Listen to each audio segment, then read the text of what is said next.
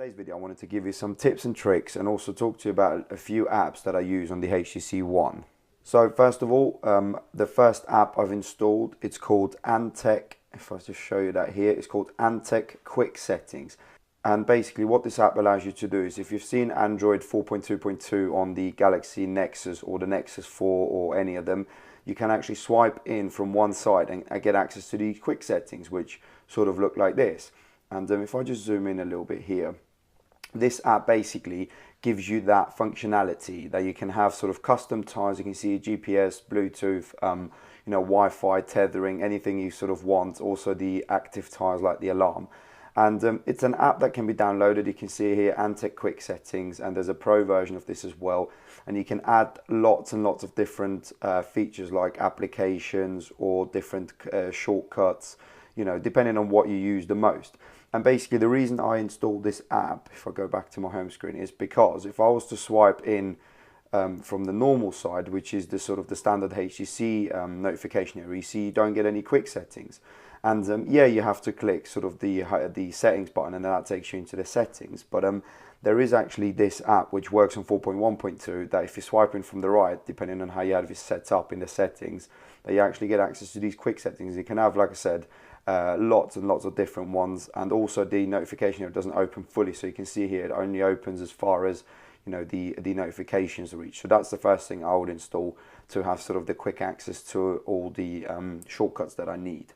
Then the next app I would install would be called Snapseed, and it's by Nik Software, and Nik Software is a very well-known developer for Photoshop filters or Photoshop add-ons that can be downloaded. And they're quite expensive, but they do deliver really good performance. There is Nik Software Color Effects, I think there's Nik Software Black and White, or Silver Magic I think it's called, where basically you can turn your pictures into black and white. And they also have a smartphone app. And with the HTC One having a really, really good camera, especially in low light, you can actually install this app and edit your pictures even more so. So you can see here, it's called Snapseed, and you can actually edit the pictures. And there are lots of different apps at the bottom here, filters and adjustments that can be made. And they're not just sort of your basic filters, cross process and stuff. You can actually crop, rotate, straighten. You can tune the image if you want it to. So you can see here, if I was to swipe my finger up, I can choose between lots of different ones. So if the white balance is off, I can, swipe up and down, left, right, whatever I want it to, or, go back to, for example, contrast or saturation. If I didn't like to be in, too much color, or there was not enough color, I can sort of swipe left to right, and hopefully you can see that on the screen okay on this sort of demo picture.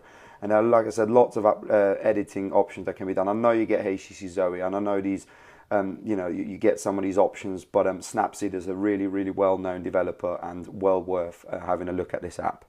Then the next app I would install, and that would be to replace BlinkFeed with either Flipboard or Feedly. And basically the reason I would change sort of from using BlinkFeed is because Flipboard and Feedly actually allow you to use your custom RSS, and they actually look really nice as well. So if I show you Flipboard, most people should be familiar with Flipboard. Excuse me, that was the doorbell.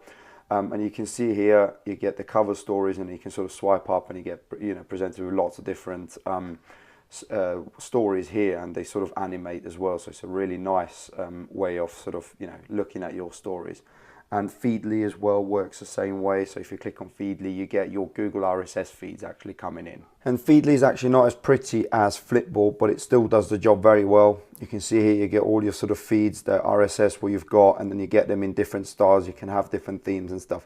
So it works just like Flipboard and has all your custom RSS feeds and stuff, but actually I prefer this because this is sort of much sleeker and quicker. But you can sort of have Flipboard if you like the BlinkFeed look. Flipboard's the way.